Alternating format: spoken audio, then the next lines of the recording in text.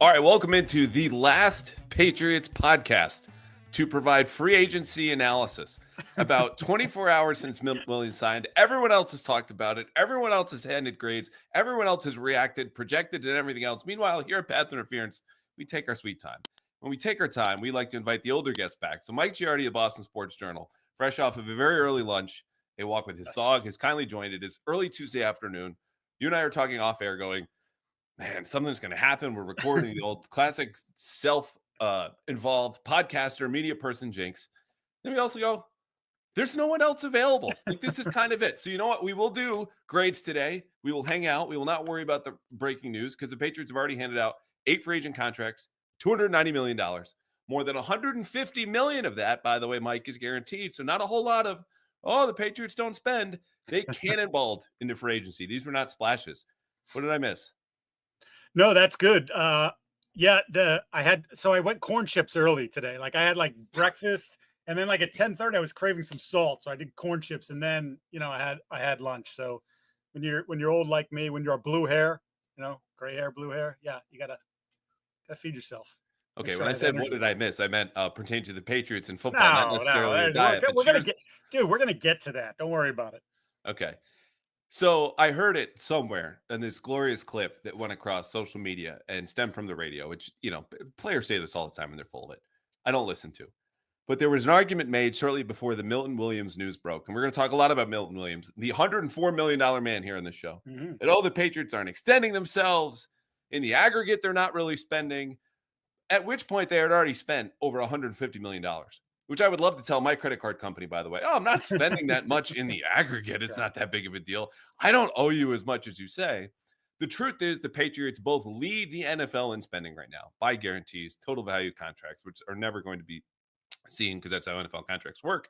And they also still lead in cap space. So there's flexibility here, which we'll get to at the very end of this episode, if they want to pursue more trades, which those options are dwindling, or obviously the draft, or whatever they might want to do. So there's plenty of optionality here, but the team largely seems to be set. That said, I want to back up to say Friday, Saturday. You're working on NFL notes. We're all on the cusp of free agency. We've got the whispers and the nuggets and the notes and this and that. And this is your attitude, your philosophy, your approach. You say the Patriots need to do X, Y, and Z this weekend and on Monday. How did you look at free agency for the Patriots right before it started?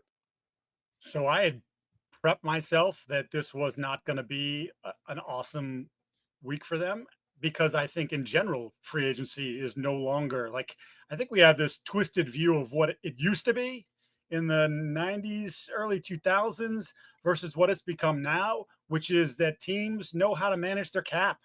They use void years, they use all the tricks, and they look at their players and say, I know this guy and I know how he fits in what we do. So we're going to extend him. Maybe he's not the best piece, but we're going to extend him versus going into free agency and signing someone that we don't have experience with, that hasn't been in the building, that hasn't fit into our locker room, and giving him more money because that's what happens in free agency. You overpay, period, end of story. So, and you saw it started Friday with the trade of Metcalf, Saturday, Sunday, guys are flying off the board left and right. And it had been really for 2 weeks, right? So they franchised Trey Smith. So, it's just the list of guys that could make a massive impact on your football team was small to begin with. And then by the time you got to Sunday night, it had gotten significantly smaller. So I had been of the approach all along, Andrew, that I wanted more volume. Take the big swing or two. Probably going to land one of them because you have this money and you're going to at some point be able to convince someone to take your money. But by and large, take more swings at the middle of the road guys because your roster stinks, and just get guys that are pros. Clearly, culture was an issue and something that they made a point of in attracting in these free agents that they signed, and build the damn floor up. How many guys on that roster would you literally say no, you can't part with him. You can't part with that guy. There's a handful. The roster's just not that good. So I had lessened my expectations, and I will say what they did Monday, better than I thought. So I tip my cap to them. expectations is the key word there, right? Like the reason I asked this question is not to just, again, find out every little thing we don't know about Mike Giardi. What were you thinking Friday and Saturday? Tell us about what you had for breakfast on Sunday. It's to Yogurt. say when you go into a big event or the draft or pick anything in life, your expectation sets the framework for whatever comes next. How you're going to view the result depends on how you see the process and what you expect going into it. So for the folks who expected the Patriots to land a number one wide receiver and a starting left tackle, should have updated their expectations when Ronnie Stanley comes off the market. I think it was Saturday, resigns with Baltimore, and a deal that looks increasingly bad for him because Dan Moore Jr., who comparably stinks compared to Ronnie Stanley, got Yeah. more than that in Tennessee. But if you're happy, you're happy. Chris Godwin, we told you with the combine, this should have changed your expectations as well. The Patriots are going to swing big. They also expect to be down 0-2 in the count and probably not to connect. They whiff in the first couple minutes when Chris Godwin dips his toe in and immediately runs away back to Tampa Bay for all very obvious reasons. So when those guys are off the board, there is no number one receiver or a new starting left tackle available aside from Dan Moore, who again just outpriced himself.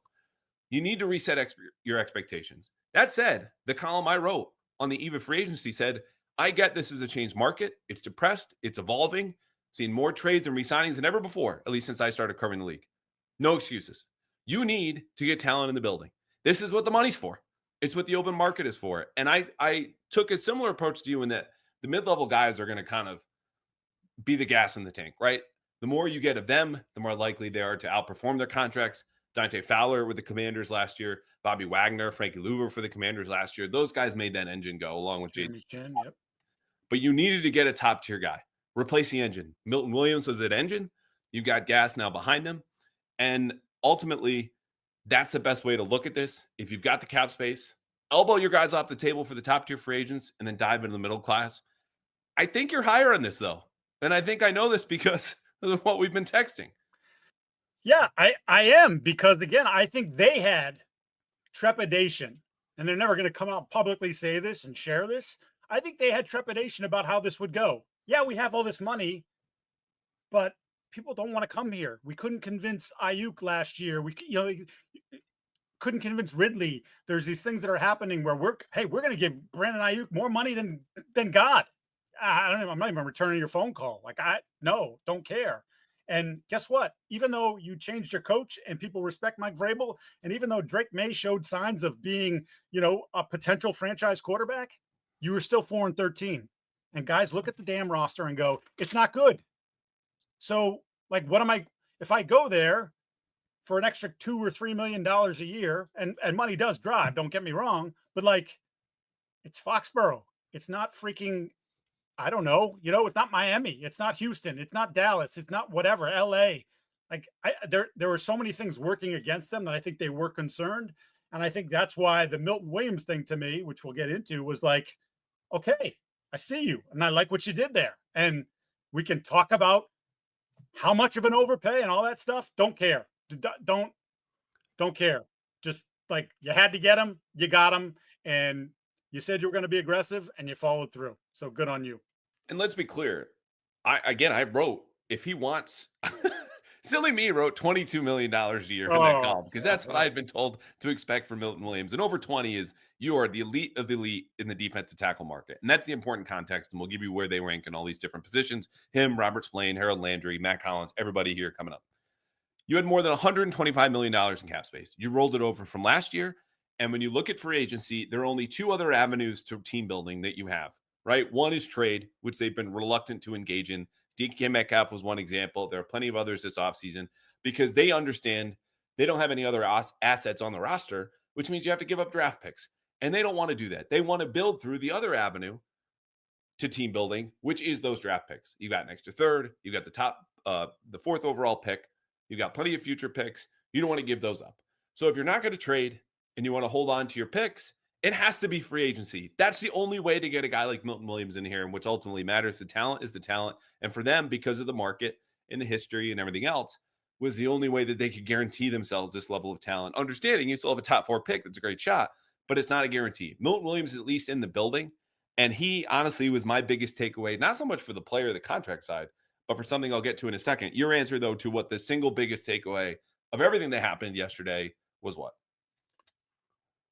I mean, it's not from what we just talked about. I just think, like, your defense stunk last year. I talk about the roster, but like you went from they were a top 10 defense, but I think it was a little bit fool's gold 2 years ago to 31, 30th, whatever metric you want to go by. They were terrible last year. They couldn't stop the run. They couldn't stop the pass. You could do whatever you wanted against them. Like no matter what Devon Godchow says, enjoy New Orleans. So to me, it was like the best players that are available by the time you get to 12 o'clock on Monday on the defensive side of the football.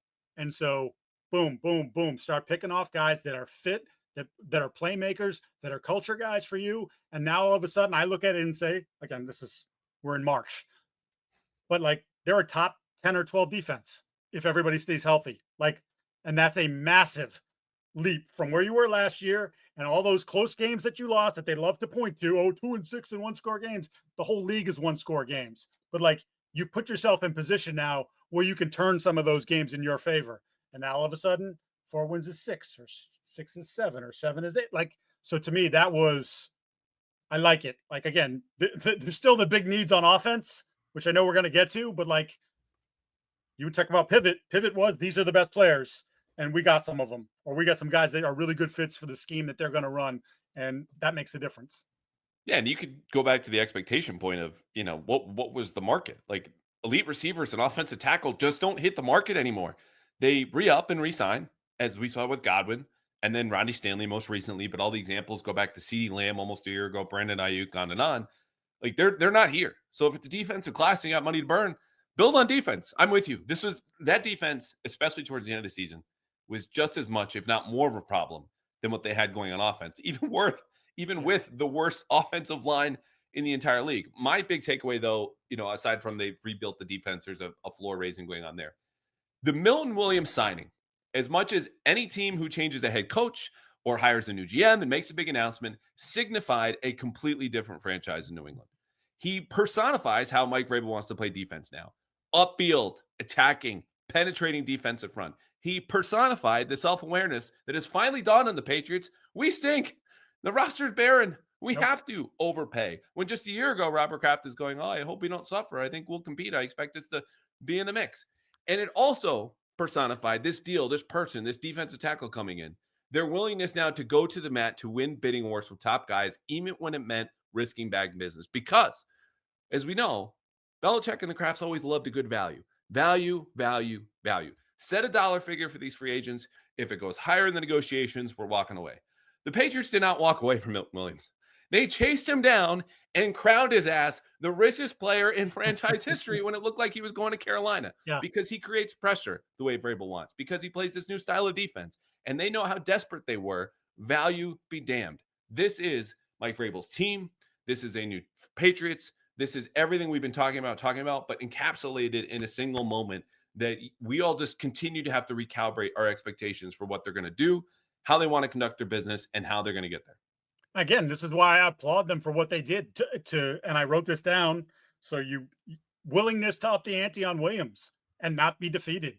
Like you should have done that with Calvin Ridley. We can debate whether or not his girlfriend, wife, whatever, would want him to come up here. But if you throw $10 million more at him, he probably would have just said, you know what, screw it, I'm going to go there. Right. So you didn't. You set this line, this bar. Like you're not good enough to set a bar right now. You have to blow through that thing, break it down, and have to rebuild the whole thing. And so this is not only a signal to a sort of a different approach, but it's also, I think, sends a message to the players out there. Like, okay, their business is being done a little differently there than it's been done for 25 years. And, with the exception of the 2021 offseason, which again was the COVID thing. So like, this is good. I think this sends a strong message. And now next year, when you roll into this, if you do improve in the manner in which I think they can, then all of a sudden it's less difficult to find people to take your money, right? Yeah, because this is a ladder, right? You climb from incompetent to a competent franchise to a competing one to then contending. And in order to get all the way from incompetent to contending, you need to go up those steps. This makes them a little bit more attractive. This makes them a little bit better on the field. This will build towards something.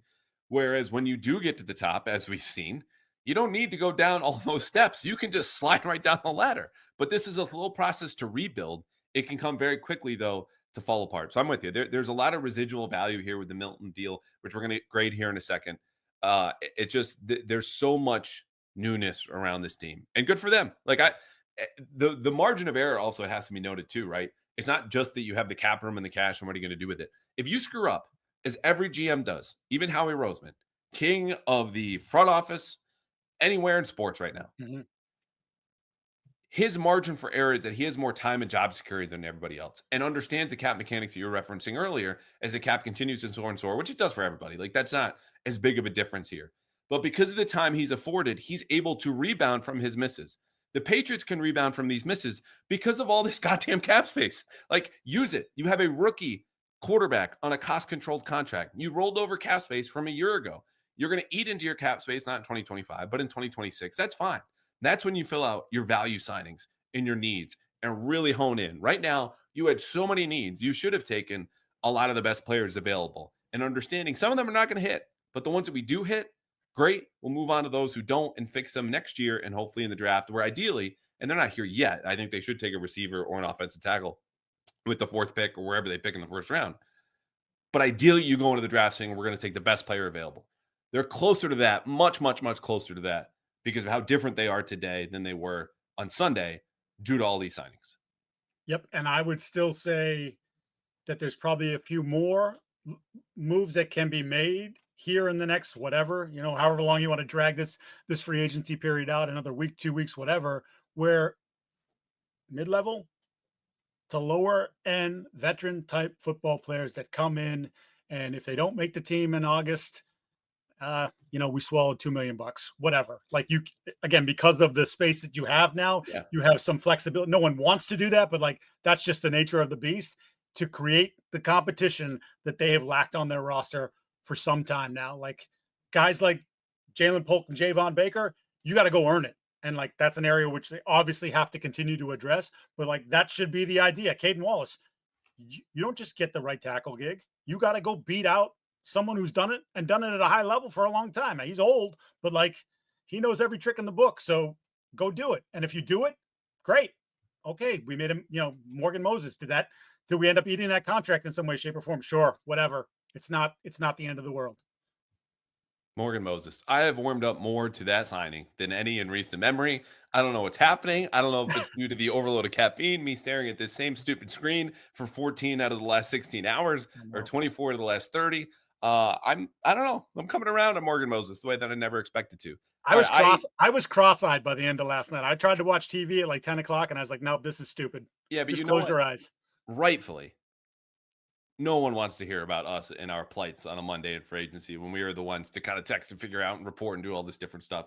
Like, yeah, it's a pain in the butt, but I've learned my lessons. If you want to complain, listen to the All 32 podcast. I want sympathy. You can get none from me, sir. Yeah, sure. I said it now, but this is up for debate. The degrees to which the Patriots are different now than they were Sunday. Indisputably, when you get a new starter, defensive tackle, corner, inside linebacker, outside linebacker, and now right tackle, with backups at D tackle, receiver, and quarterback. We haven't even talked about Josh Dobbs. Like, he's not on the rundown. Spoiler alert for the folks listening, but you and I can hit on him in the very end. Yeah. How much different are they? Like, is this a team that should not expect to pick in the top 10 next year? Also understanding you're going to get that big Drake May year 2 leap, much better coaching staff, yada, yada. Like, is this appreciably better? Is it a little better? Is it the expected leap? Where are they in your eyes? They're a better team. Well, thank you. Yes. No. But so what I was going to say, and I'm just going back to your quarterback thing. We all expected CJ Stroud, who had a phenomenal rookie year and went to the playoffs in his rookie season, to make a leap this year. He went backwards. Now, not most of it, not on his shoulders. Like, there's some, he made some decisions. He started to, I want to say he was very conservative in year 1, and he started to throw to spots where he didn't in year 1 and paid for it in year 2, but their offensive line was a disaster. So I think quarterbacks can be a little bit more tricky to project. And look, Bobby Slowick got fired this year. So like his offensive line and his offensive coordinator were just out to lunch, it seems like, this entire season. And that's obviously going to affect the quarterback. Yeah. I mean, they just traded their left tackle. They released their right guard and they just traded their left guard. So like, that's a massive turnover in the span of 72 hours for the Texans. So I would be surprised if it's just straight to the moon for Drake. I foresee a bit of a roller coaster because again, they're not they haven't gotten there offensively. There's still a lot of pieces to go. They should be better coordinated. I think the coordinator and Josh McDaniels knows better how to handle one bad spot on the offensive line. We'll see if that's all they have. They could still have three. Like that was a big issue for Alex last year, right? It's you can't coach around one spot. You have three that you have to worry about, sometimes four. So they're better, but there's still a lot of work to be done here to get it to a point where I can definitively say they're not picking in the top 10. And I know that's not what people want to hear because people want the Washington Commanders of last year or the Texans of 2 years ago.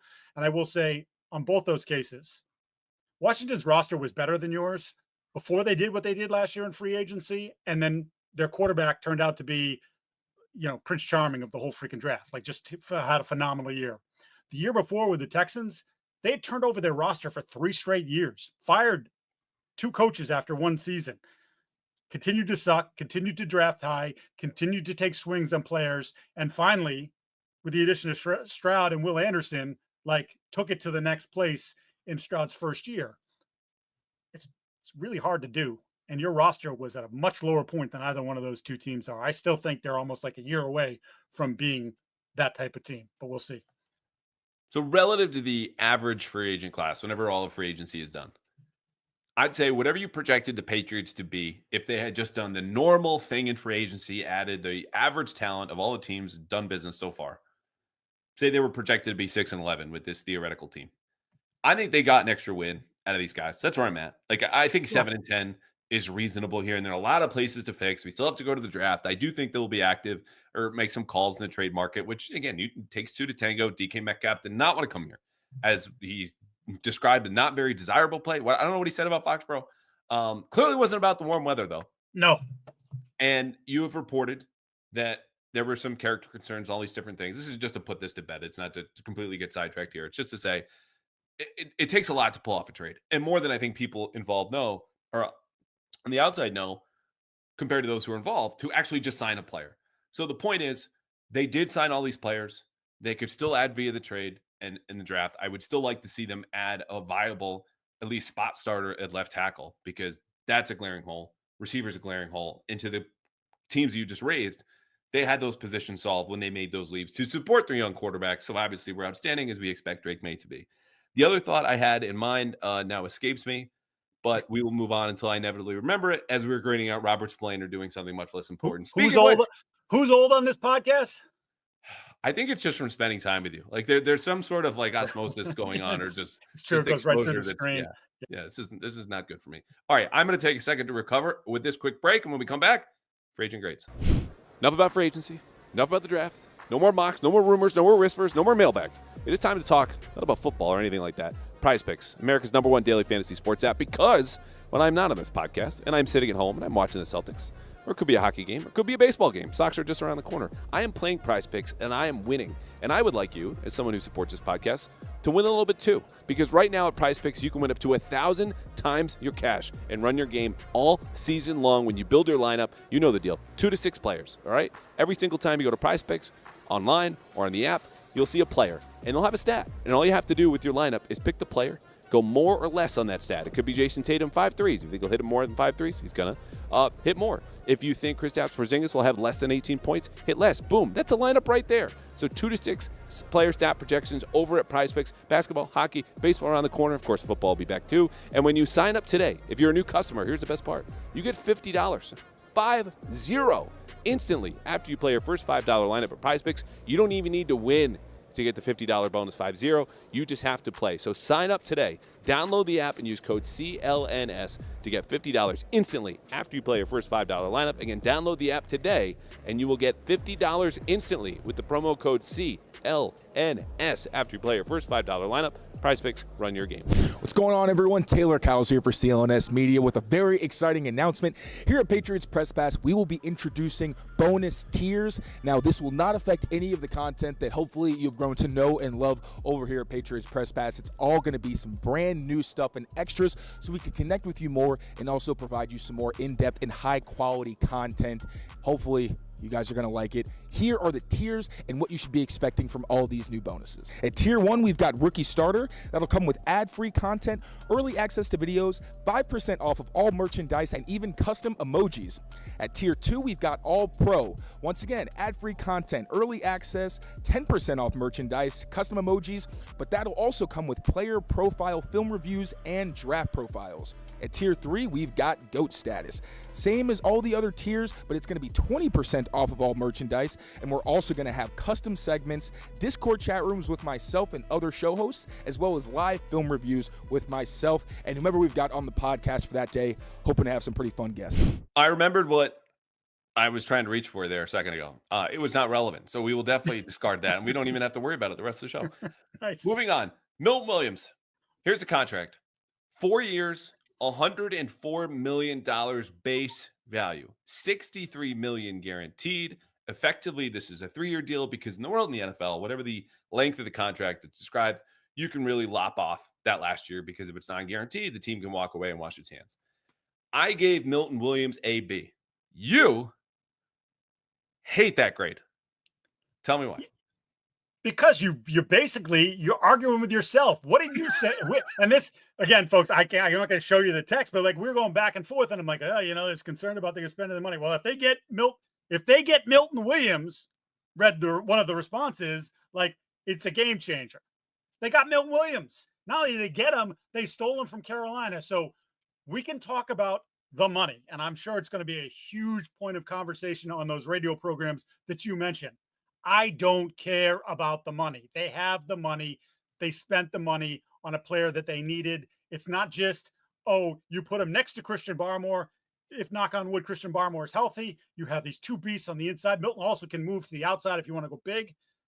But if Christian Barmore can't go, or if there's a recurrence of those problems, it's not Daniel Akawale, Devon Godchow, and Jacqueline Roy. It's now Milton Williams, another piece. And that, and the draft is very strong in defensive line. I would expect them to dip, if not double dip in that regard. So, to me, especially after the Godwin thing happened, and I didn't think they were going to get Godwin because I didn't think he was going to leave Tampa. But, yeah, go extend. I don't care I don't know what their original offer was. I don't care. I know they got the player. I know they needed to get the player, and they should be applauded for that. And if the player ends up stinking in 2 or 3 years, you can throw this clip back in my face, and I'm still not going to blink because it was the right thing to do at the time. And hopefully, because of his age and the way things are progressing with him from a career track, he embraces this and becomes a Pro Bowl caliber player, which he has the potential to do. So I'm on A-. And I'm so agitated with to the full A. It's actually funny as I said that. Then I'm like, I'm so irritated with you for giving that grade that I almost want to give him an A++ for it. Well, don't do it out of spite. Do it because an A- is not that far from a B, which was my grade. That's a long way from a B. That's 5 points. 86, 91, 85, 90. What do you mean 5 points is a long way? You know what? Fine. A+. And I'm doing it because I believe it. A+. Okay, good. Just B. What's a I B? want you to believe what you say, unlike as we continue to reference those other programs that is just pro wrestling on sports radio. Well, excuse me though. Wait a minute. I got to go back.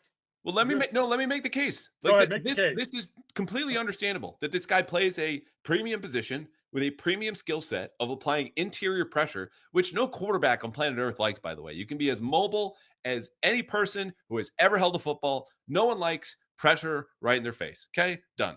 He does that. He does this better than every defensive tackle in the league, except for Chris Jones, according to PFF. He does this at a top 5 rate, according to Next Gen Stats, among all defensive tackles. He dominated the second half of the regular season last year and the playoffs as the best player in the NFC Championship game and the Super Bowl. Okay, he's 25, as you mentioned, 6'3", 290 pounds, fits the prototype for this new defense. Okay, he is also a physical freak who ran a 4.6 at the combine just 4 years ago, 34 reps of bench press. I'm so jealous of that, by the way. Someone who's recently back in the 2 plates club of benching and repping Nice, good for 225 you. back at the Good gym. for you. It's been a quick turnaround. That's the only thing I do well at the gym. I would never, ever do a media combine test. It would take me days to finish. Anyway, he had a vertical in the high 30s. Like, this is a rare, physical, talented player. And all the reports are he's an exceptionally high character, hardworking guy, even though he is an outlier in this class and that he has no connection to any of the coaches currently on staff who will be able to say, I can vouch for him or stand on the table. No one needs to stand on the table. His tape does that alone. He's exceptionally talented in a way that you need to be to win. And obviously, the Eagles won big time with him in the Super Bowl. The reason I give this a B, which I will tell you is higher than consensus when you read places like The Ringer, ESPN, even Over the Cap, okay, is that I do not see this contract, which makes him the 3rd highest paid defensive tackle by average annual value, 6th highest in guarantees, and 3rd highest by total value, in a vacuum. Within the marketplace, yes, he's overpaid. Overpaying is a problem. But we are in New England, not a vacuum. And in New England, whereas you and I discussed at the outset to set the proper framework for this free agency, you need to get the talent in the door. And your only avenues to do this are right now really free agency. Trades you shut the door, draft you have to wait for. This is it. They did it. The reason I split the difference between the C's going, this is an overpay. He's never played more than half the snaps in a single season in Philadelphia. He's a bit of a projection, played next to a ton of different players. Oh, and his run defense stinks, according to the PFF, hard as he tries, which is an issue, is that this is more of a projection than most guys who get this type of money. The guys who get his money are Chris Jones at the top, future Hall of Famer. The guys who are also applying that amount of pressure, Cam Hayward, future Hall of Famer with the Steelers. So that's all that I'm saying here. The Patriots have more unknowns because of their lack of connections, his lack of playing time, and the role that he was playing in Philadelphia, which is very much geared towards, we're just going to have you rush the passer. And that's fine because it worked out great for him. And it worked out great for them. They won a Super Bowl. But now he is the rock upon which Mike Vrabel is building his entirely new defense. I don't know if he can withstand the pressure of playing 70% of the snaps because he's never done it before. I believe that he will. He's the right player to pay this young, this talented, if you're going to overpay. But at the same time, it's fair to have reservations about a guy being the highest paid player in your franchise history when he's barely playing 500 snaps a season so far. And that's where we go B.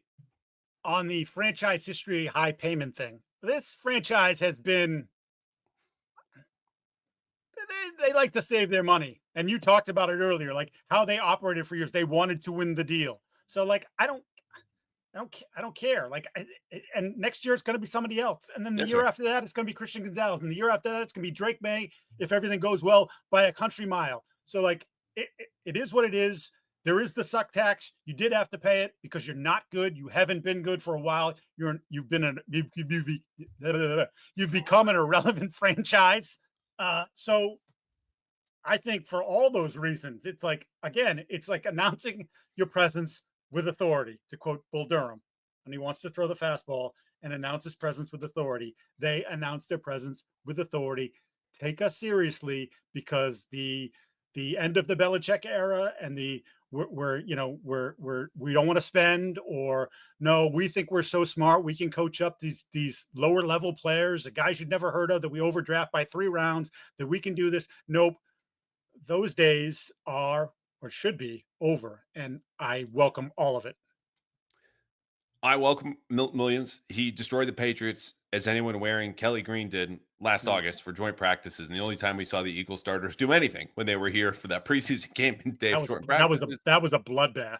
Yes, it was. And he's exceptional. There's, again, just guys who get this amount of money, there's a bit more projection, which is also balanced out by the fact that, hey, if you're going to pay a younger guy, which I just advocated for, this is going to be part of the deal. They have less experience. That comes with being younger. It's just, we'll see. A B, by the way, at least in my household, thank God, was a fine grade. So I know I asked Hardy this morning, who was trying to paint this on the radio, failure of an offseason because you don't have a left tackle yet and you don't have a receiver and the offseason's not even done. And I go, okay, when your kids come home with grades, like what's the cutoff? He said B plus or higher is good. I'm like, okay, that sounds good. That's probably where I'll end up as a parent one day. What I would say, though, is everything below a B plus is not a failure. If they come home and hand you a C, which the offseason is not ending right now, but if it did, it's probably what I give the Patriots, maybe CC plus.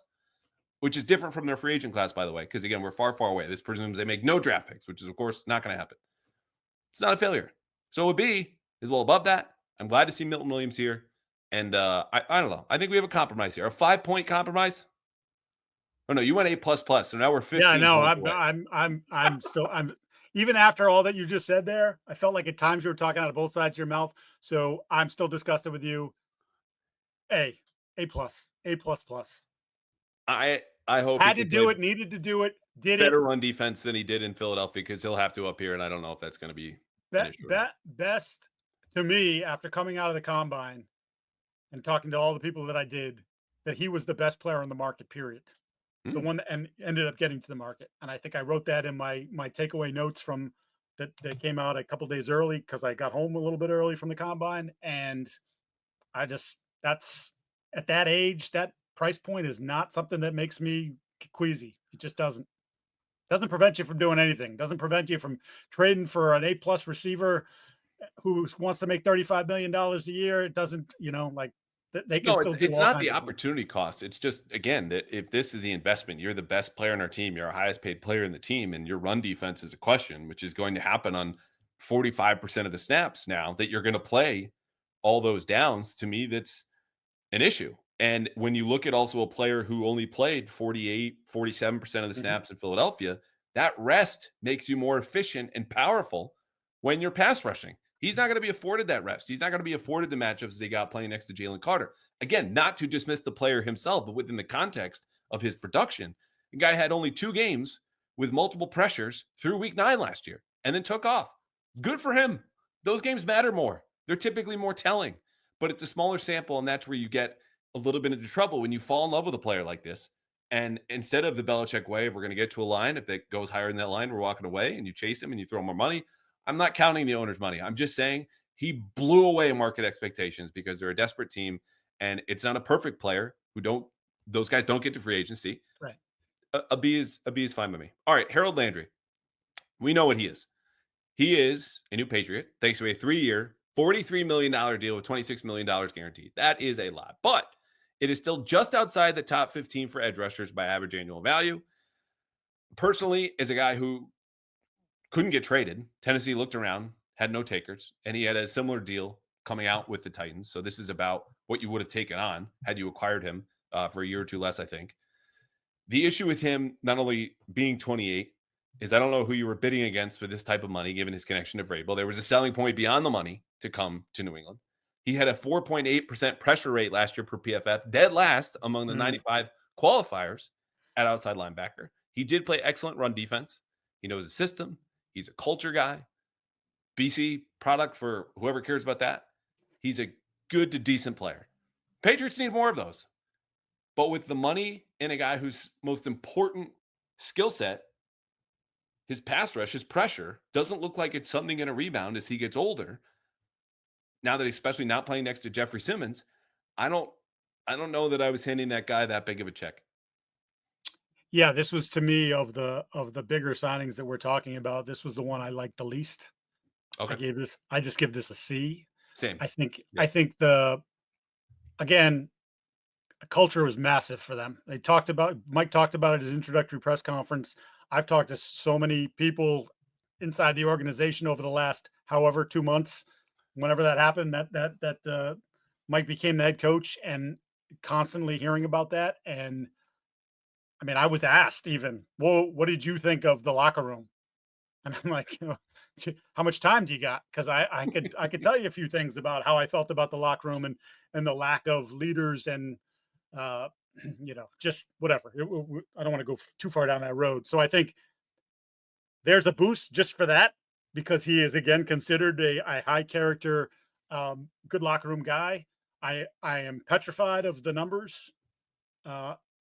Talked to some of the people that I know in Tennessee or were on that football team last year, working for that football team, and they were real concerned about his burst, which is funny because then, like, Tayler Kyles comes up with some next gen stat that said he was like the quickest get off of any edge rusher last year, and I'm like, I didn't see it, and more importantly, they didn't see it. They thought Arden Key was a much better football player for them last year, coming off the opposite edge, even though he doesn't have the same counting stats that Landry did. The one thing I will give Landry is he's a better run defender than he gets credit for, even at a sort of a lighter weight that he plays at. So I don't know. Do they just trust the fact that they're going to put him in good positions? He's going to be where he's supposed to be, and he's going to continue to get some of these cleanup sacks that he has over the last couple of years, based off of what Jeffrey Simmons does, especially if it's Barmore and Williams on the inside. Maybe that's part of the calculus, but to me, it does feel like I hate overpay. It's an overpay, but it's free agency. It's what happens. Yeah, and I think when we look at A deals, I should have led with this with Milton Williams. If you're getting an A for a free agent grade from me, it's a great player and it's a great contract. There's neither of these really here with Harold Landry, in my opinion, which isn't to say, again, he's not going to help the Patriots. He will. But the tape matched that 4.8% pressure rate. Like it's great that he has that type of get up. There are so many numbers and tracking and efficiencies and analytics that we have available now. It's harder to separate the signal from the noise as opposed to, okay, what really matters? Because even the traditional numbers, sacks, guy who's had 9+ each of the last 3 seasons, looks great. Yep. But you know it, and I know it. A lot of those were cleanup sacks. And so good for him for getting those and maybe triggered some contract bonuses. But there was no team that said those numbers stand out in a way that we'll trade for him. And Tennessee was also happy to get rid of him. So he did. He's here now. I don't care as much about that burst. And again, as a player who's relied on that, because he's a little undersized for an edge, he fits his system. As that goes, so should his pressure. I wouldn't be surprised if he's still in the same neighborhood next year, maybe even a little bit higher. But it's not like he's going to be with the elite pass rushers who were up in the 12, 13, 14% range. Like that is a big drop off. When we talk about 4.8%, you're like, okay, well, what's the frame of reference? There it is. It's about almost a third of the best guys in the league. But it's still an upgrade because we watched this team last year going, who'd they call it for the practice squad? Yeah, no Titus Leos in situations like this. Yeah. Look, I still think there's probably some things that are going to shake out on the edge and linebacker levels for the Patriots going forward with some of the guys that they currently have under contract that may not be good fits for what they're trying to do going forward. But it's they adding Williams and Landry obviously improves the pass rush, but I don't think it solves the pass rush. Your pass rush was wretched last year, bottom of the league, and it's better now, but it's not so much better that like you're going to be living on the other side of the line of scrimmage like Vrabel wants. This is a terrible bit, but let's just do it for one try. Summarize the Patriots pass rush with the sound. Yeah. I'm just gonna go. Yeah, there's that too. That was, I mean, I think I wrote at some point during the offseason they couldn't find a quarterback with the GPS. Like they just they couldn't impact anybody. It was not. We didn't have much fun watching that football team last The safest place in the league was it really was. The Patriots It really was. defensive line. That's what my old ass could have stayed healthy in the pocket against them. Yeah, well, I don't know. You're having trouble standing. You're making that same noise when you sit down. As am I, so I guess I can't really say anything. Yeah, right. Let's move on. Carlton Davis. I gave him a B+, and here's the contract. 3 years, base value of $54 million, maximum value of $60 million, $34.5 million guaranteed. Again, lop off that last year. It's really a 2-year deal when you look at where the guaranteed money is. He is, as much as you will find across the league, a man-to-man cornerback. He allowed the 4th lowest. Here's a next-gen stat from our pal Tayler Kyles. I don't know if Taylor tweeted this, but I found this from Next Gen Stats, and I think he used to work there or something.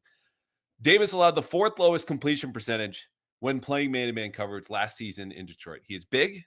He's a good tackler. He is a perfect scheme fit for a defense that, as much as it's changing and it's attacking, still, when Mike Vrabel was a head coach in Tennessee, played a top 10 rate of man coverage when he was running the Titans. So he's an ideal number 2 corner who would start for most, if not all, teams in the league. Downsides of this deal, which again, I give a B+. Like this is a set it and forget it, pay him, he starts. There's a trickle-down effect of how good it will be to have him and Christian Gonzalez as your 2 starting corners. He turns 29 in September. He's missed about 4 games per year the last 4 seasons. He is now being paid like a top 10 corner by average annual value. Only 13th in guarantees once Charvarius Ward's contract comes in. Outstanding moment for agency yesterday, by the way. I don't know if you saw me tweet about this. Yeah, I did. Charvarius Ward signs about like 3 hours after. Goes to the Colts, used to be with the Niners, before that the Chiefs. He gets the same framework, 3 years as Carlton Davis, $60 million maximum value. But he gets $500,000 more in guaranteed money because screw that guy, I want a little bit more. Yep. He got it. Good for him. So again, I like the addition. It fixes the position, the scheme fit there. Like you do not have to worry about cornerback if you were the Patriots. I still think they're going to replace a nickel. They were in on a couple of guys that ended up getting paid more than they even wanted to go. But this is seamless fit. I would have preferred Tre'Varius Ward, but 2 years of Carlton Davis, knowing what you're going to get, good by me. Yeah, good football player. The injury thing is real. You're gonna just plan on him missing a month, whether that's in consecutive weeks or whether that's spread out over the course of the season. That's been his history the entire time that he's been in the league since 2018. I wrote about this last night. 84 passes defense since coming into the league, which is fourth during that time for cornerbacks. And as someone told me in the league, based on playing on the opposite side from Gonzalez, it's like he has a chance to eat because people aren't throwing at Gonzo, and this guy gets his hands on the football on the other side. So for a team that couldn't turn opponents over and haven't been able to the last couple of years, like, does Carlton Davis end up with 5 or 6 picks next year because people are going to have to throw it in his general direction, and he tends to be around the football? Like, I could see that, and that makes a big difference. I can't. I gave it a B+ too. Like I too was in the Tre'Varius Ward first candidate, and I did think about DJ Reed, although the more I looked into Reed, and he's been incredibly consistent his entirety of his NFL career, like literally he's been the same guy pretty much year in and year out. He's a little undersized, and he has been healthy, and I'm just like, well, now it feels like you get to a point when you're that size where the body just says, as we've seen with like John Jones, perhaps, like your body just says, nah, you know what? We're not meant to run into bigger humans time and time again, and it ends up catching up to you. Carlton Davis is also what Mike Vrabel wanted in a lot of guys when I was talking with agents coming out, and he's laying out some part of his vision, and you talk to team people, and okay, this matches up, this has to be true. Some MFers, like some guys who were just going to run through your face, and in running through someone's face, Carlton Davis broke his jaw last year. Yeah. So it sometimes has its downsides, but football's not normal. We'll move on. The point is, he's the type of player Vrabel wants, in addition to filling a position of need, in addition to someone that there is no projection, there is no worry or unknown as we have with Milton Williams, who's younger, and we all get that. But Carlton Davis is plug and play, man coverage, press corner, what they wanted, what they got. The money, again, is corners, which has been a depressed market, by the way. Like whenever Gonzalez hits the market, I think he's extension eligible next year. Is it after 3 years? Yep. So that's going to take off again. For now, especially a year from now, I think this deal will look fine. Granted, a year from now, he'll be on the verge of turning 30, which is danger zone for corners. But what they needed, what he'll give them when they play that type of scheme is really good. And it fixes the position. Yeah, I'll just give you one other thing that I had in my story yesterday, where what the league is saying. And Scout told me, he's like, supremely confident player, plays that way. So to your point of like just that, like he believes that he's awesome, and he's had moments where he has been awesome, more moments than less in that regard. So there's a swagger element to him that he backs up with 6 years of tape now. Yeah. Robert Spillane, I have a good feeling you and I are going to disagree. I landed on a C for Robert Spillane. 3 years, base value of $33 million. He is a linebacker, for those familiar. Last 2 years in Vegas, started super productive. Before that, the Steelers. 2018 started with Vrabel. So 3 years, $303 million. Max value of $37.5 million. $20.6 million guaranteed. This makes Robert Spillane the 7th highest paid linebacker. Another market that is rebounding, which is good for them. They should have been paid more this entire time, talking the last 5 years of the league. By average annual value, 7th highest paid linebacker in the league by average annual value is Robert Spillane. When I main highly productive starter in Vegas, this was his stat line last year. 158 tackles, 2 interceptions, 2 sacks, 7 pass breakups. So he represents, like Milton Williams does, a pivot for Vrabel in positional prototype. He's only 6'1". He's only 229 pounds. He's a little bit better side to side than your Juwan Bentleys and Jelani Tavais. And like a lot of these players we mentioned, he's got a connection to Vrabel, who's an undrafted free agent, signed with the Titans in Tennessee, played there 1 year, goes to Pittsburgh, has some injury history, finally blooms in Vegas. The issue I have with this contract, not only just the money for a guy who's finally healthy, and good for him. He was a captain in Vegas, finally producing, rooting for everybody here, is that there's too much overlap for guys who are separated by an inch or two in height and 30 pounds in weight with Juwan Bentley as downhill players who tackle well, get picked on in coverage a little bit, shouldn't be trusted all that much in man-to-man. if that's the guy you're signing to be your new linebacker, that's such a huge departure from Jamie and Sherwood, who I know is their first choice. And that's fine. He also got re-signed. What are you going to do? It felt a little rich in the moment. And then diving deeper into him, I'm going, don't you just have like a bigger version of this in-house, even if Bentley's not a Vrabel guy yet? And I would tell you that that's probably because Bentley's not going to be a Vrabel guy. I think, and I'm not basing that on any information I have from the team. I think they've signaled that the Sherwood interest and Spillane was their pivot off of Sherwood, because you're right, Sherwood was the guy they wanted. But Sherwood saw the contract Nick Bolton got. The Jets were almost letting him get to free agency, and they were like, okay, well, that's what it's going to take, so we'll do it. And they did the 3 and 45, 30 guaranteed. So their pivot was Spillane, who's stayed healthy the last 2 years. He's been a terrific player. I love the way he plays. As I mentioned, he tackles everybody: running backs, receivers, tight ends, quarterbacks, the popcorn vendor. Like, there it is. He hits everything in sight. Our mutual acquaintance, Brian Hoyer, said he's one of the best teammates he's ever had. Absolutely loves the dude, and whatever. There's a personal relationship there. But like, I think. Why don't you think Brian Hoyer and I are friends? You were about to say friends, and then you pivoted to because I don't think we're friends. Oh, okay. Yeah. I mean, we're acquaintances. I mean, I like him. He likes me, but like, I'm not hanging out with him. Well, you'd be right. know? That's how I would describe my relationship with Brian as well. Okay, it's good. I saw you hesitate and thought it was no. I hesitated for me. I didn't know. I don't want to speak for both of us, but I did. So again, doing some sort of recon on him, and someone who coordinated an offense against him said, like, early on, we felt like we could get him because he flies, right? Like, he wants to get to the football, like see ball, hit ball, like that whole thing. And then second time we saw him, wasn't that easy. So he's developing and learning still at his age. So yeah, I mean, for everybody, health is a concern, and he's had some injury history, but he started all 34 games in Vegas, and he played really good football. I actually thought, and then talking to some people, they felt like he was much better in coverage this past year than he's been. Does that carry over here? Look, you said what, Sherwood's 216, I think, and he might even be a little lighter than that, but he's a former safety, converted from college safety to linebacker. Spillane is 229, but probably more like 225, 222. And Vrabel's idea of what they want and what you saw in Tennessee, and it was a limited run for David Long in Tennessee because he couldn't stay healthy. He was like 220 pounds, 5'10", but sort of that same like heat-seeking missile side to side. Just, this guy's that to me. And so, yeah, does he hold up at that size? Well, he has the last couple of years, so maybe the worm's turned for him. I don't know. I like the player a lot. And same thing, like, okay, if it doesn't work, what are you really eating? It's like, it's not that. If you have to eat if 5 of these guys all end up sucking and you have to eat it, we can have a different conversation. But in the moment, like, I don't feel like the contract is too bloated. And it's the same thing. It's the you have a need, you have the money, and it's free agency.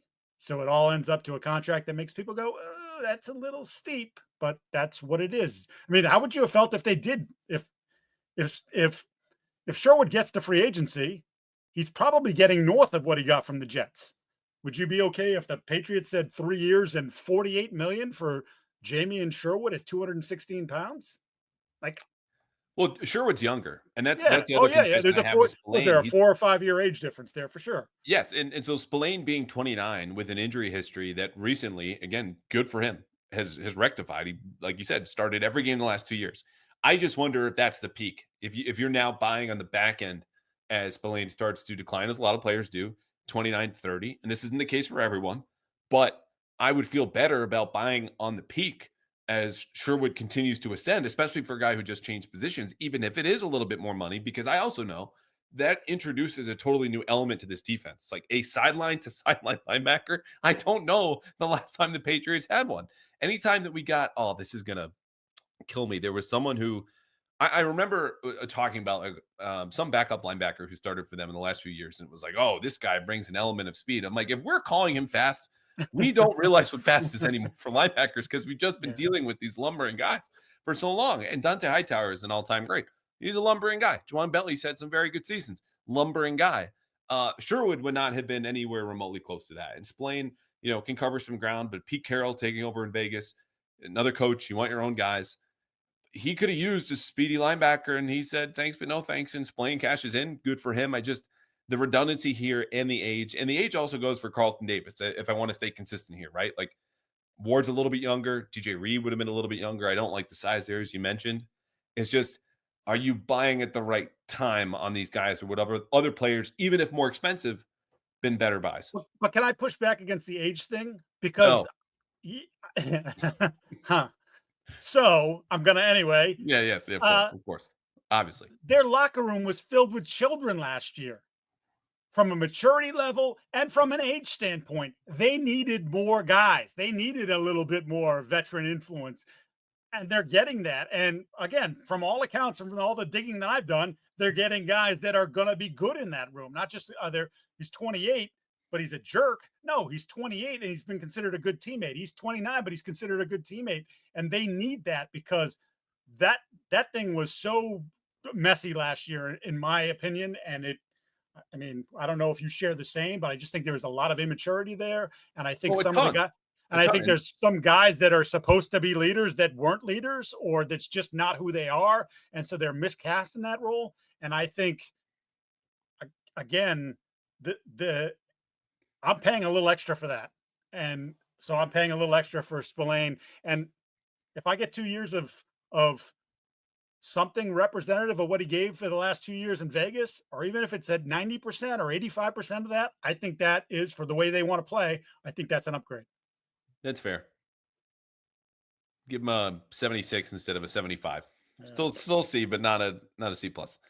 I want to ask you this, because this has also come up as people just reach for criticism, as people are wont to do, and you can criticize the team. I do it here all the time. My point is I try to be fair. There's no, partisan hackery here, for lack of a better way to phrase it. The complaint that the Patriots are only targeting players they're familiar with, that have connections to the staff. I hear and go, yeah, that's how the business goes. Yes. Like, look, I just mentioned Pete Carroll wants to bring in his own guys. They trade for Geno Smith is the first big splash that the Raiders make. This goes for any new regime that is coming in, because not only is it just you like the guys you tend to work with over time, but there's less of an uncertainty there. When you pay these players, you want to know their work ethic. You want to know how they deal with injury and adversity and interact in a locker room. Do you have any problem with them signing a bunch of quote unquote Vrabel guys or McDaniels guys, or because there's another coming up here as their newest receiver? No, I have no problem with it whatsoever. And you mentioned McDaniels. McDaniels also was the one who brought Spillane to Vegas, and he only got to coach him for 6 games or whatever until he got fired. But so there's plenty of shared history there, and I'm all for it. The one guy that of this group that don't have shared history with is Milton Williams, the one that they spent the most money on. But in general, I want to know what the guy's baseline for work ethic is. I want to know if I'm a yeller that the guy can take me yelling at him. I want to have an idea of how I can approach this player and get the best out of him. And the only way you know that, and you can assure yourself of that, is if you've already had experience with the guy. Perfectly fine. And let's face it too, Terrell Williams, does he cross over with Carlton Davis for 1 year in Detroit? He does. He was a defensive line coach. He wasn't the DC. He wasn't in the secondary room. So they know each other, and they know he spoke highly of Carlton Davis to the current Patriots brass, but they weren't in the same meeting room all the time. He wasn't dealing with Carlton Davis on a day-to-day basis. So that's a loose one. There's a loose connection there. But enough. I mean, that matters. Yeah, and sure, absolutely. I also think they would have gone after him anyway, right? The profile of a man-to-man corner who's big, physical, all that. But then you go to Terrell and say, hey, you were with him. Yeah, baller. Right. He's exactly what you talked about, what you want. That's that guy. Okay, perfect. Let's go. And a guy the Lions targeted, for what it's worth, is a team that has completely embodied their head coach's attitude and former play style and what they're about, and the way that the Patriots will soon enough with Vrabel. If he could fit and play in Detroit, he should be a fit here. Okay, I already teased him. Mack Hollins, new receiver. I'll just tell you off the top. I gave this a B-. It's fine. 2 years, $8.4 million base value, maximum value of 10.4, so $2 million in incentives. Only $3.5 million guaranteed, which says, he's probably going to make the roster, just like the Patriots' current depth chart does.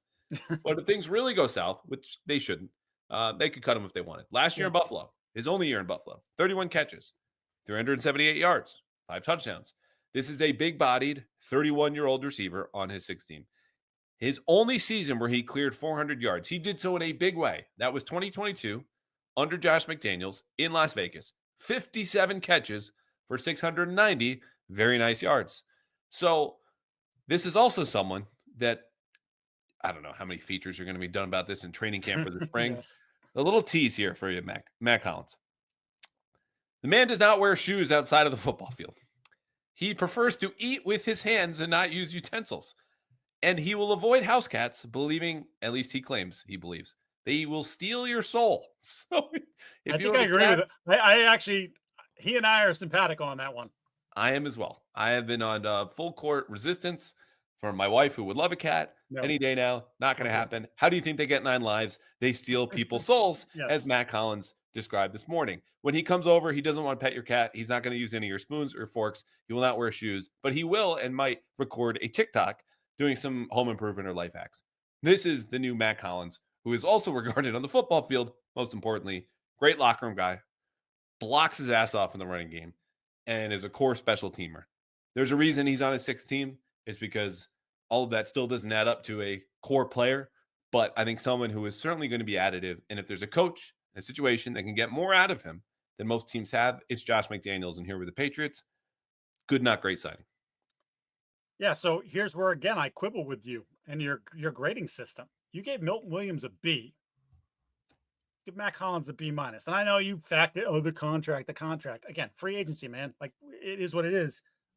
I say it's a B because desperately needed another adult in that wide receiver room. He is that, even if he wears Fred Flintstone outfits to pre-games. I think he has a chance to be a little bit more a part of the offense than, again, to what you pointed out with the Josh McDaniels season. And if you talk to the people in Buffalo, and I'm not just talking the media types that I know from Buffalo, but I'm talking from the football people, they wanted him back. And, they have some hoops they have to jump through in terms of contractual situations and whatnot to make everything work. So this is probably just a tick richer than they wished to have paid. But, like, they liked him a lot. And Josh turned to him a lot late last year. And some of that was out of necessity because Amari Cooper didn't pan out and those sorts of things. But, like, he delivered. He delivered for them in some big moments. So, yeah, I like the player. I like the fit. I mean, I'm not predicting he's catching 75 passes next year. That they didn't answer they need a number 1 or a number 2. But, if Kayshon Boutte or Javon Baker thinks that they're just going to walk in, they got a role and they're going to get all these snaps, I got news for you, because this guy, he does some more stuff that you haven't necessarily been willing to do or shown you can do. So that's good. Bring it up, guys, or get out. So the last point is the most salient one. Your first one. Oh, you just blew away. I hate all your points except for the last one. No, I'm saying that was the You're best. like, actually, that's a good point. If you're going to quibble with my grades, at least argue for something more than a 2 or 3 point difference. You can't quibble with my B minus and then go B. That's not even raises to the line of a quibble. It's like a question. Like, oh, can I ask you about this? I thought you were going to come in with an A minus or higher. To which point, if you really want to make the case, fine. But again, I'll reiterate, an A for me is a great player and a great contract. Mack Hollins, obviously not a great player. Not even really a good one. Again, considering 400 yards in a season has escaped him every year of his career, except for one. But for the reasons you laid out, which were well articulated, even if you want to you should have given him a B, not a B minus, you meanie. Fine. Yeah, I agree with you. If I earned a B and you give me a B minus, I hate you. You're not a good teacher. Sounds like that happened a lot. Yeah, well, for me, it was A's and A minuses, because this, though, as much as any other signing, embodies the culture point that you made and has really been at the forefront of their minds. You've reported on that more than I have, and I heard it less, but I think it's a real good one because Vrabel has emphasized play demeanor and commitment and finish. And this is a guy, there's no questions about that. And to the point about Kayshon Boutte, who's still an ascending player, I think a career 4, pretty much like Mack Hollins is. Mm-hmm. He can be an X, man. Like, he's not going to have a mutant powers, but he can play X, yes. man.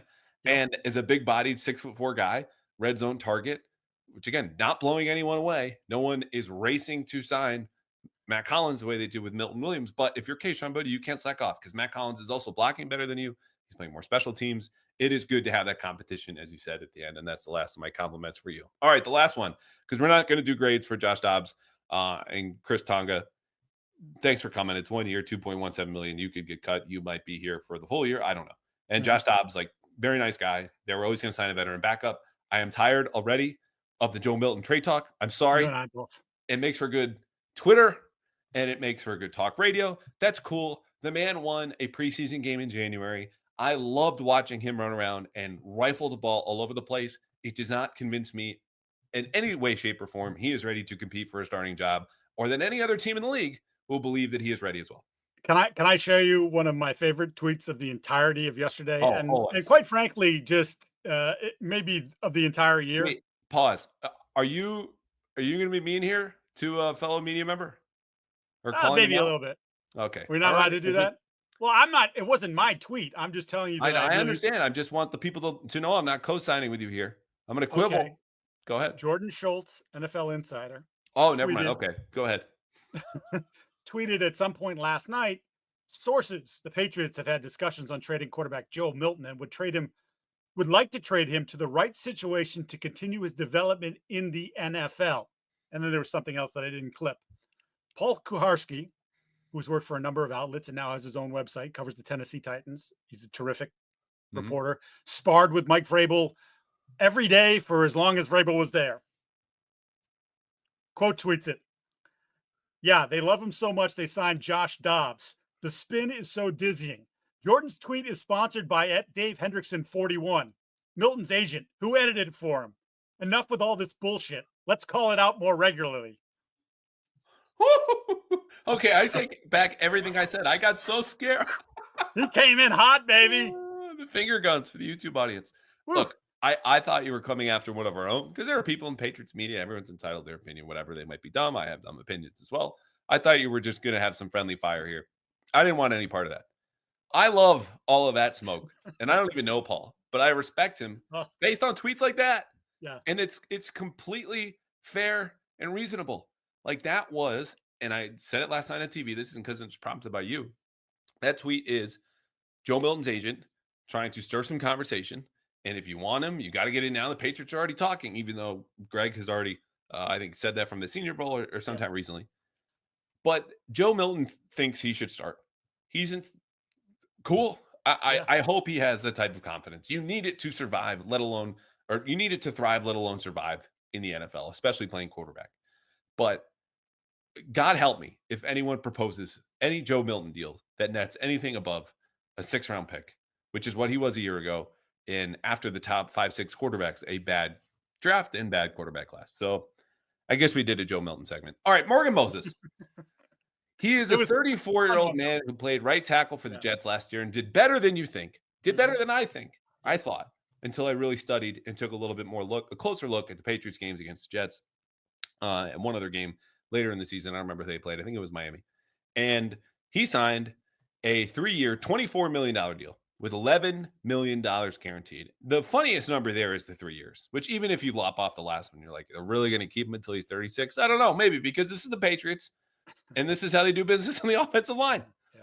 So I like this deal because, again, when you look at certain metrics and not just the eye test, he played just as well as Dan Moore did, a 26-year-old left tackle, formerly of the Steelers, now with the Titans, who A, got more money per year than Ronnie Stanley, B, cost $12.5 million more per year than Morgan Moses, and received more than $37 million more guaranteed than Morgan Moses. So if this is a comparable player, at least for 2025, because Moses is clearly a stopgap at right tackle where he should start and play for the Patriots.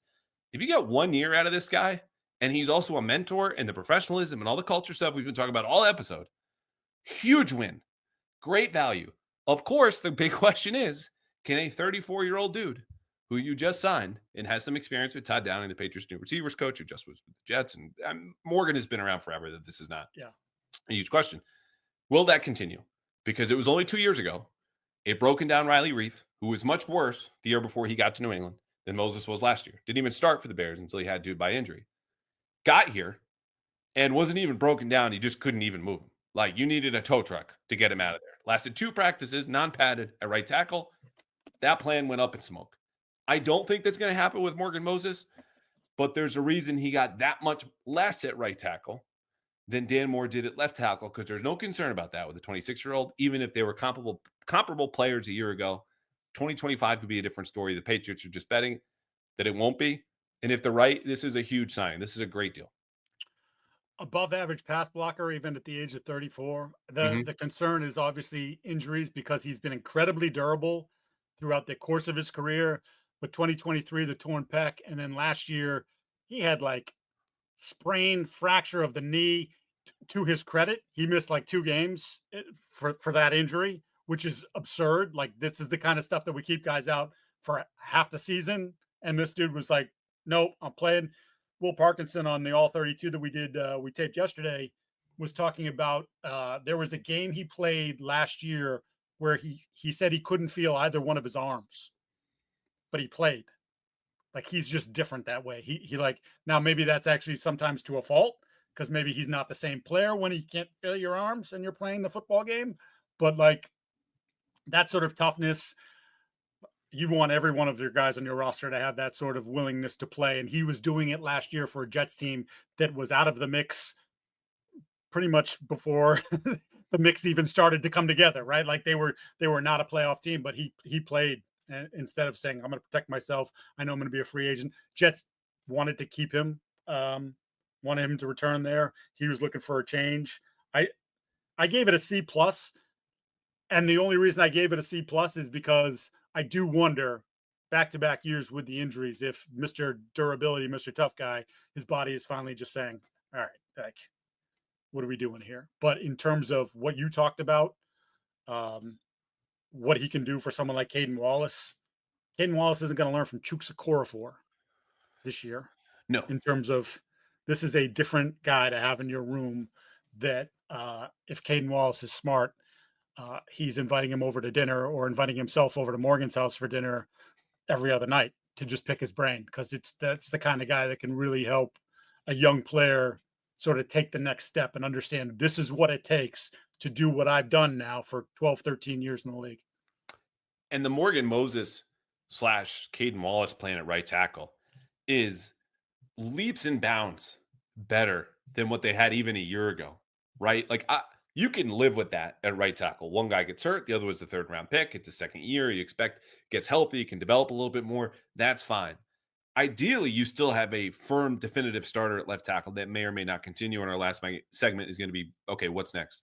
But I'll live with that, because last year it was Chuksa Okorafor at left tackle, changing positions, then Vidarian Lowe, whose ceiling is a swing tackle in the league. Oh, and then maybe the 3rd-round pick, who also will have to change positions. Shocker, that went to shit. So then you have a right tackle in Demontre Jacobs. We don't have to rehash the whole thing, but was cut down day signing and then thrust in that position for a long, long time. This is better. It's still not great. Again, only $24 million for an offensive tackle, premium position. And the difference between left and right is gone, by the way. This is not like, oh, they cheaped out because it's a right tackle. They get the same money. Pressure in your face is just as big of a problem as pressure at your back if you're a quarterback. I just like it for the reasons we outlined. I give it a B-. So I might even up it to a B. Because, again, the pass protection, you mentioned it, and I should have said it off the top. That's been his most stable skill set year after year after year. He's an above-average pass protector. The Patriots did not have average pass protectors anywhere last year, aside from a couple Michael Onwenu games. That was it. That just changed and should change for the foreseeable future. But as I mentioned, left tackle, it's a big shrug right now. Like, are you just banking on them drafting someone as it stands right now, March 11th? Someone in the 1st round, and them just saying, hopefully this is good enough? Or is Cam Robinson on the horizon? What do you see? Yeah, no, I don't think I think they're more now in line with, based on what happened and how stupid the market was. And yesterday, like, I talk about overpays, but I'm not paying Dan Moore 82 million, 50, whatever guaranteed. And Cam Robinson, it's pretty clear. And I think a lot of people, and me included, I had him higher up on the sort of the food chain of guys that were going to go and get overpaid in this period. And there's clearly something that's giving teams pause right now. I don't know what that is, other than I mean, if they look at the tape is enough to give you pause, but the tape should have been enough to give them pause to sign Dan Moore to that contract in Tennessee, and they did it anyway. So summarize Cam Robinson's market with the sound. Yeah, it's kind of a long, drawn out sort of. What do you got? Yeah. It's like, I guess. Like, is it? It's like kind of like if they did it, you'd be like, all right. I mean, you throw him in there with Vidarian. Maybe you draft a guy in the second or third round, and you let him duke it out in camp. But, yeah, he's not good. He wasn't. I mean, look, Jacksonville was like, we're not going to keep you.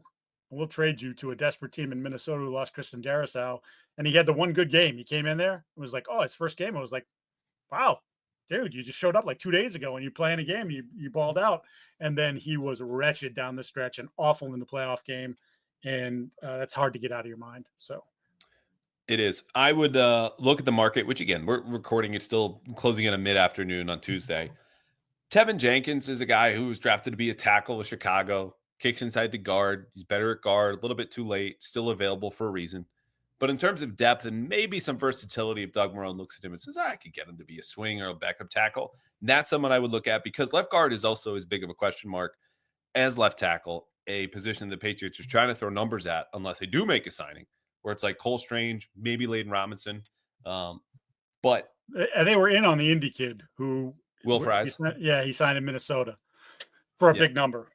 5, 4, or no. Maybe it was 5. 4 or 5 for 88. 88 was the total. Yeah. So a lot. And again, guards are getting paid too. So this is not, oh my God, that was too much for Will Fries. Yeah, probably was. But that's what it's going to be when you get to free agency. So I feel fine if they throw numbers at guard, less so at tackle. To me, this screams, for them, the ideal plan right now is, stick and pick at 4. Hopefully that's Travis Hunter. If not, it's maybe Ted McMillan, Mason Graham. We'll save the draft talk for another day. But you have the ammo to leap back into the first round like you tried a year ago. That's when you go get the tackle. And it could be Josh Simmons. It could be Josh Connerly. It could be any number of these guys. Armand Membu, if you really want to jump back all the way at the top. You have to love them, obviously. I'm not particularly in love with any of them right now. I've got more research to do. We're both out on Will Campbell, but it's just, I do understand the segment of fans who watch all this, all the money spent. Williams here is great, and are still going, okay, so the same 2 problems and positions that dogged us the last 2 seasons are now still our top needs. How am I supposed to get excited? I go, well, your team got better, but I get it, because these are hard problems to solve. And the Patriots finally took a serious approach and still don't have those holes filled with good players. Yeah, I agree. And even like the Chris Godwin thing, and you and I were both in on Godwin, the player. Yes. Coming off the injury, like he's a definite upgrade from what they have, but he's not like oh my God, field changing, defense changing receiver. I think we get into the conversation, and it's probably a deeper conversation for a different day, but like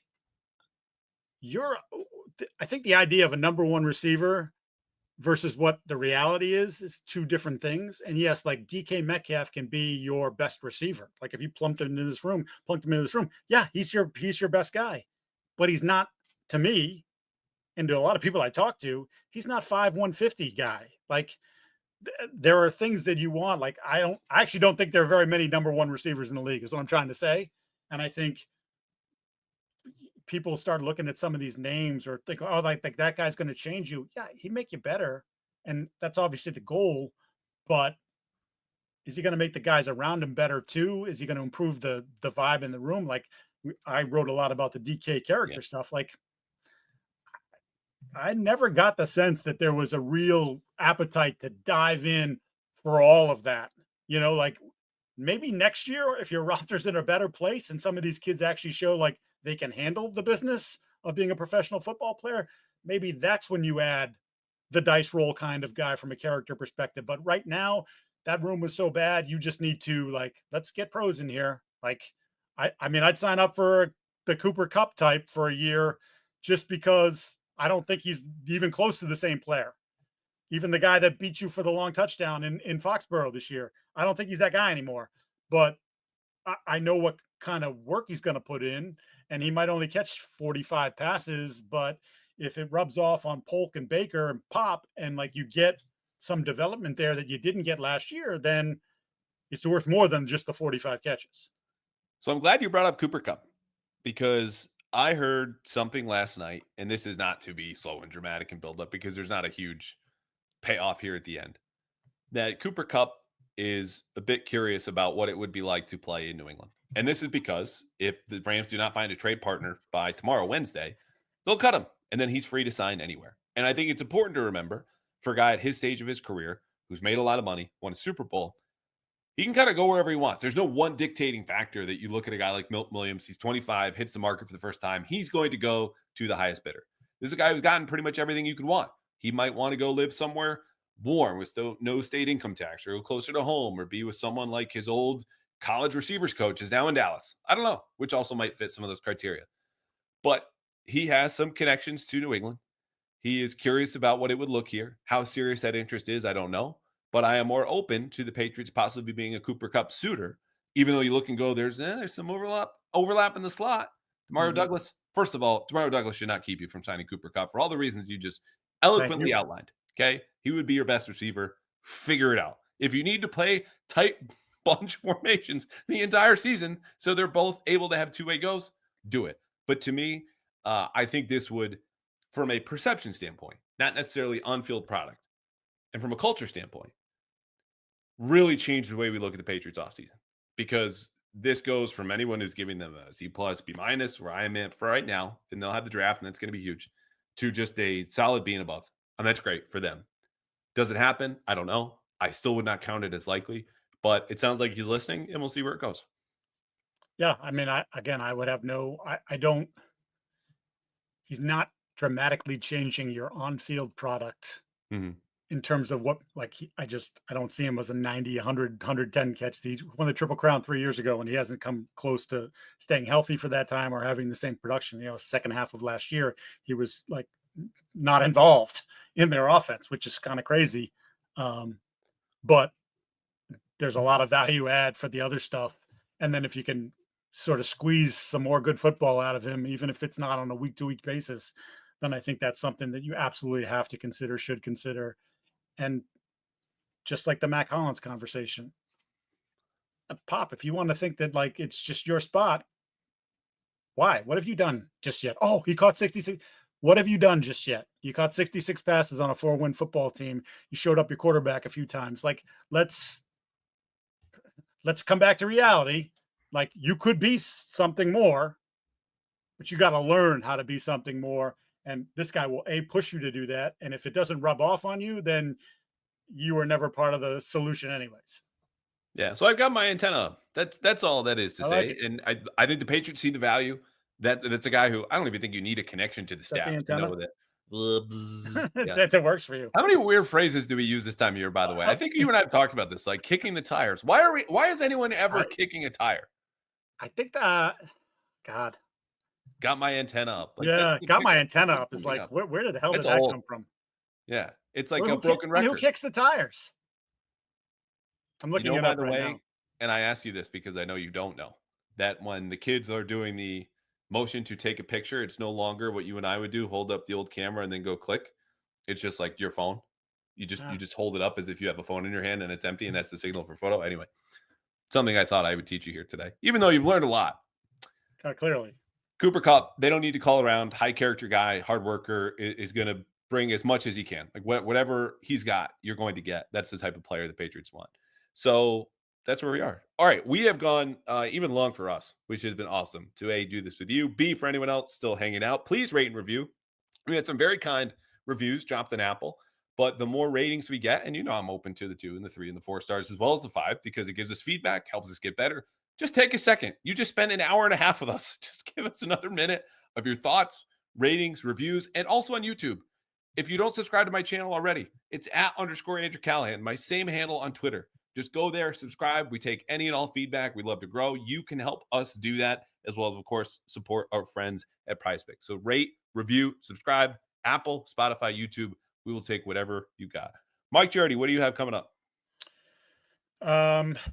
I don't know. We're just going to continue to monitor what they're doing here. There's still plenty of football players available to add to your football team, even if they're not the kind that move the needle tremendously. And I would continue to sort of be interested in the trade market, especially depending on what happens at the wide receiver position and whether or not the Patriots are able to put more bodies in that conversation and feel better about the overall room.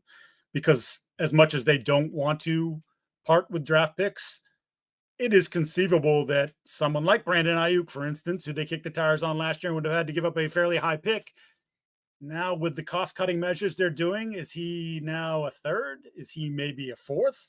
Because they just want to move off the right. So that to me is sort of where my head is at this point. And he's, the Ayuk is an interesting conversation just because he blew out the knee pretty bad in late October. So you're probably not getting, this is the conversation we had about Kendrick Bourne, although Ayuk is a significantly higher grade of player. It's just, you're not getting the same guy next year. He might be back. He might be back at the beginning of October. Who knows? He could be back in the beginning of September. Some of these guys, they rebound quickly. But the player himself, the guy that, if you watch San Francisco, that was the elite route runner who just shook people left and right, who beat man coverage all the time, not necessarily by going over the top, but just because he sets things up beautifully. You probably don't see that guy until 2026. But is it worth it? If you get him here, convince him that he likes it here, and then all of a sudden, oh, by the way, with the way the receiver market continues to go, he's at $26 million a year or something like that. That's for a number one receiver. That's, if you're not going to draft one, that's pretty cheap. So that'd be something I keep an eye on. Yes, and I think front office members too, the people I've spoken with, there's a little bit of a split. Some guys are a little bit higher in the Metcalf proposal, which is obviously not going to happen anymore. Yep. Same with Ayuk, and it matters what Mike Vrabel thinks. And Ryden Cowden, and then comes Elliott Wolf and Alonzo Highsmith and everybody else, and we'll see what goes from there. So this idea that they're just interested but don't really want to commit, sometimes there's a conflict internally, and that's fine. That's how it should be. But that leads to either a delay or a hesitation or just a failure to get the player in the first place, which obviously did not happen with Milton Williams. But I'm with you. Anyone who, and I think this is a minority, I think most people are happy, as they should be, with the Patriots free agent haul, which is mostly done. Okay. But if you are still upset about the receiver and offensive tackle, I get it. I would say just take a breath. There's a long way to go. And sometimes the draft, as much as we're all talking about the college kids coming into the league, is as much an opportunity for teams to use it as a deadline for, hey, if you want our picks, we're about to use them. So give us a better offer or ask for less, and we'll meet you there. And that's when that happens. Day 1, day 2 of the draft. These big receiver trades have happened before. Maybe one's waiting for the Patriots. No guarantees. Just be open to it. It's March 11th. They're better than they were 2 days ago. That's the point. Yeah, and my last thought on that too is so he's a pain in the butt too. And no, he is. So you told me, I should say. Well, we're talking about the character fit, right? Mm-hmm. And so I would tell you that it's easier to absorb a character flawed guy for a 4th round pick than it is for your 38th overall pick, which is probably what it would have taken to get DK Metcalf in there, in addition to then turning around and giving him 5 years and $150 million. Ayuk's contract is already set up. We're not renegotiating anything. You're coming off a knee injury. You're going to come in here. You're going to show us you're healthy. We're going to show you that you want to play with Drake May.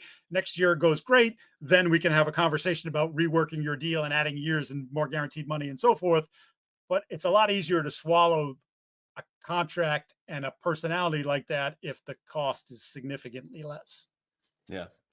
All right, go kick some tires. Go put your antenna up. Go walk the dog again, if you please. It is gorgeous out. Yes. And I know I'll remain inside. Good for us, though. No breaking news. So we should end now, just in case we have some more. I like that. I'll be staying inside. Why aren't you go outside? I don't know. It's walk. Tuesday for agency. I have something planned tomorrow night. I'm actually going to the Celtics game. So that is my treat to myself this week, is to get out, go with my dad, brother-in-law. So that's when they'll trade for CD Lamb. Well, last year when I went to cover Celtics Lakers, they signed Alex Van Pelt, which I found out walking down Causeway and peeping into, I think, Tavern in the Square at a TV. I was like, what does this say? I haven't heard of this. I haven't gotten any notifications. Oh, my phone had died. So then I got to write and learn and send texts and make calls to people around the league about Alex Van Pelt from the press box of Celtics Lakers. Didn't cover that game, obviously, because I'm writing all Patriots stories. And thankfully, because they lost by 20, I didn't miss much. But anyway, yes, the answer is yes. Something big and Maybe it's Ayuk. Happens tomorrow night. Could be. Cool. All right. Appreciate you as always, pal. Thanks for the time.